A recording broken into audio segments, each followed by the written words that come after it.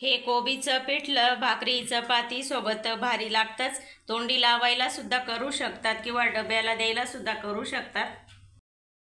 नमस्कार मैत्रिणींनो, स्वागत आहे तुमचं पुष्पा पाटील किचन मध्ये। आज आपल्याला पत्ता कोबी पासून मस्त असं पिठलं करायचं आहे। पत्ता कोबी सहसा कोणाला जास्त आवडत नाही, तर भाजी न करता असं गरमागरम पिठलं करून बघा, सर्वांना नक्की आवडेल। तर असं चविष्ट पिठलं करण्यासाठी आपण लगेच सुरुवात करू। कोबीचं पिठलं करण्यासाठी मी इथे 200 ग्रॅम कोबी मोठ्या साइज मध्ये कापून घेतलेला आहे।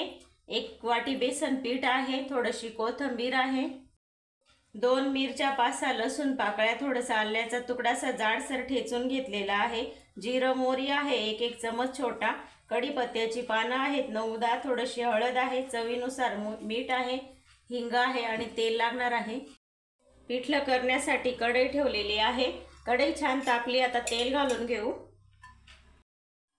तेल छान तापलेलं आहे, मोहरी घालून घेऊ। मोहरी छान तडतडली, जिरं घालू, आलं लसूण मिरचीचा ठेचा, थोडासा हिंग घालून घेऊ, कढीपत्ता घालून घेऊ। हे छान आपल्याला मिरची लसूणचा कच्चेपणा जाईपर्यंत परतवून घ्यायचं आहे।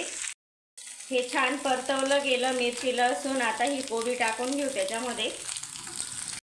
कोबी आता या तेलामध्ये छान परतवून घेऊ। कोबी छान परतवून घेतला, आता याच्यामध्ये हळद घालून घेऊ, चवीनुसार मीठ घालू। कोबीचं पिठलं करताना तेल थोडंसं जास्त घालायचं, पिठलं म्हणजे चवीला छान लागतं। 2-3 मिनिटं कोबी छान परतवून घेतला, आता परत त्याच्यावर आपल्याला झाकण ठेवून 2-3 मिनिटं वाफवून घ्यायचं आहे, म्हणजे थोडा मऊ होईल। 3 मिनिटं झालेली आहे। कोबी बघा थोडंसं असा मऊ झालेला आहे, कोबी अर्धवट शिजलेला आहे। याच्यामध्ये आता आपण बेसन पीठ घालून घेऊ। एकदम सर्व नाही घालायचं आहे, थोडं थोडं घालू।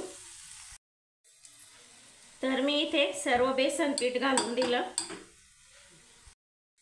बेसन पीठ आणि कोबी व्यवस्थित मिक्स करून घेऊ। कोबी बेसन पीठ व्यवस्थित मिक्स करून घेतलं, थोडीशी कोथिंबीर घालू वरून।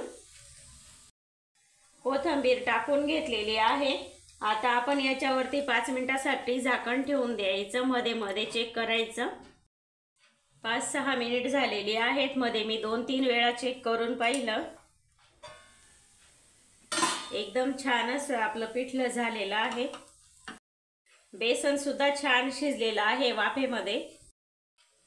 गरम गरम लगेच खायला घेऊ, खूप चविष्ट असं लागतं, कारण आपण त्याच्यामध्ये पाणी घातलेलं नाहीये, तेलामध्येच केलेलं आहे। छान तयार आहे आपलं मस्त असं सुगंधित कोबीचं पिठलं। तुम्हाला ही साधी सोपी गावरान रेसिपी आवडली असेल तर रेसिपीला लाईक, शेअर, सबस्क्राईब करायला विसरू नका। धन्यवाद।